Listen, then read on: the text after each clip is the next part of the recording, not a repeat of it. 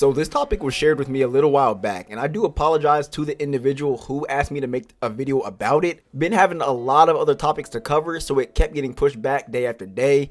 The good thing is that today we will finally be talking about it, and that is the tier system in Unbound, and whether or not it should stay in the series. Now, me personally, I have zero issue with the way it works, and the reason for that is, it's because it provides a reasonably fair experience for everyone who races. It gives players the opportunity to not have to go against one single car in every single track in the game. Sure, you have to go against a variety of meta cars for the different tiers, but it would have been a whole lot worse if it was like Need for Speed Heat, where the Lotus was the king in every single track in the game. In today's video, we're going to be breaking down the tier system and talking about the benefits it provides. If you enjoy, make sure to go ahead and drop a like and subscribe, and let's get into it. One of the biggest complaints about Unbound is the way meta is handled, but in reality, I'm thinking they did the best that they could with what was eventually going to happen anyway. I'm sure they already knew that the cars with better handling and better overall performance would dominate in a market where older cars would randomly go sideways over a curb or would clip into the ground. As said countless times before, meta is going to be in every game regardless of what it is. It's not just a racing game thing. There will always be a car that will do something better than every other car. And the only way to really avoid something like that is to make every single car the exact same in performance, weight, all of that sort of stuff. The way Unbound has split up everything is honestly the best way I could think to at least keep the issue of meta at bay. Sure, you cannot pull out the Ford Focus and destroy the R8, but at least you don't have the R8 running every single race in the entire game. The tiers provide a much needed system where we can actually use different cars for different things instead of just using the same car for different things, if that makes sense. To put it another way, because we have the point system, the Regera is not the king of all the off-road races, all the drift races, all the gauntlet races, and all the regular races. But before we continue with the good, the one thing I need to say is that the way it was handled in the beginning of the game was comical, and if this system were to be brought into the new game, it needs to be done correctly the first time. We should never get a pista situation ever again. The whole point of the tier system is to make sure that cars in lower tiers are not being destroyed by the most OP cars, and having the ability to lower a car more than one tier below its original rating was insane. We had the F40 dominating in pretty much every class along with the Ford GT. You had all types of foreign and exotic cars in places where they definitely did not belong. And if we are going to compare it to anything, we could really compare this to what it was like to race the RSR on every track in Heat. Of course, this was eventually patched to the system we have now, but things like that cannot continue to happen. Muscle cars and older cars not getting the love they deserve is a big thing for Unbound, and a lot of people feel that they should have been better, and I do agree with that, but at least they somewhat have a purpose in different tiers. The reason why they can even shine in the first place is due to the fact there is a cutoff where the higher level cars cannot compete, at least without mods. I have seen plenty of videos where muscle cars are dominating in straightaway tracks in the lower tiers, but imagine if they were actually going against the Lotus or the Regera, even the Bugatti or the Spider. I think everyone would see how useless they would actually become.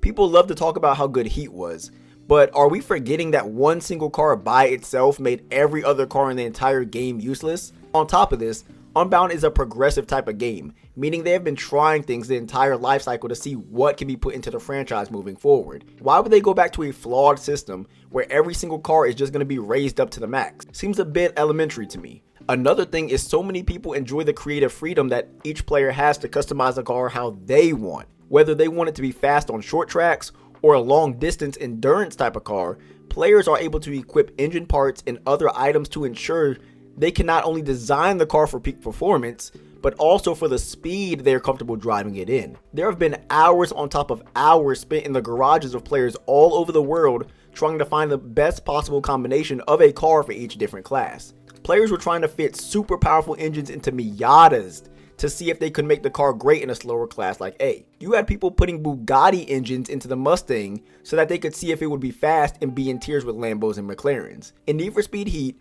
there was no creative freedom to test out different cars at different speeds on each track. Every car was 400 plus and that was it. It is very obvious in this game that some cars are better at handling higher speeds than others. For example, the Dark Horse is very good in A plus and even in S, but when it is built in S plus, in my opinion at least, the thing becomes terrible. Having the ability to create a car for a specific speed tier enables players to really discover how good a vehicle can actually be. People need to realize that over half the cars currently available to be used in the game wouldn't even be touched by the general masses, guaranteed, if the heat system was copied over to Unbound. The fact that every car can still be maxed out to S+, but not every car can be brought down to B is one of the best features of the tier system. This sparks a bunch of variety in cars and encourages people to actually try out the different engine swaps and spend more than 5 seconds in the garage. People want their cars to go fast. I mean, it is a Need for Speed game after all, right? So the dev team has not taken that away from you. There are Beetles in S+, you got Hondas in S+. Any car you want, you can make it go 200 miles per hour. And it gives every lower tier car the ability to participate in every track in the game. This gives players the opportunity to see what it would be like if a Ford Raptor was to go against a LaFerrari. However, the fact that we cannot lower the LaFerrari down to B is genius, because as said before, that automatically takes away from the diversity of having multiple cars in the game to play with, and it keeps all the lower tiers from being obsolete. And speaking of tiers by themselves, I have seen the idea floating around that the higher tier cars in S+ need to be in a tier by themselves, but I think this would make things a lot more complicated than what they need to be. Having 5 tiers is already enough, and a tier above S+ would honestly serve no purpose in my opinion. Even if the Lotus and the Regera were kicked out, there would just be another car that would take over, whether that is the Bugatti, the Evo, or the Spider. On top of this, every single one of the cars in S+ can somewhat reach the same top speeds if built correctly. Some just do it faster, some just do it better, but they all can reach a very high top speed. Adding another tier would be splitting hairs and making an already very small category even smaller. The way that it works now is that each tier typically has not just a power cap, but also a top speed cap as well. Rarely will there be a car that has a top speed so much higher than all the other cars in its class. What would you make the top speed for the class above S+? Because remember, there is a cap that the devs put on the top speed cars in general. For example, in Forza, the reason why that works is because the cars all the way at the top can reach speeds of 300 miles per hour, which cars below it cannot. One of the big things is the tracks as well. I like how the tracks in every tier are designed to accommodate for the speed of the cars that will be racing on them. I am not talking about the terrible decision the dev team made to put faster cars on lower tier tracks. That, to this day, is one of the worst moves I have ever seen a racing game do, and I 100% do not condone that.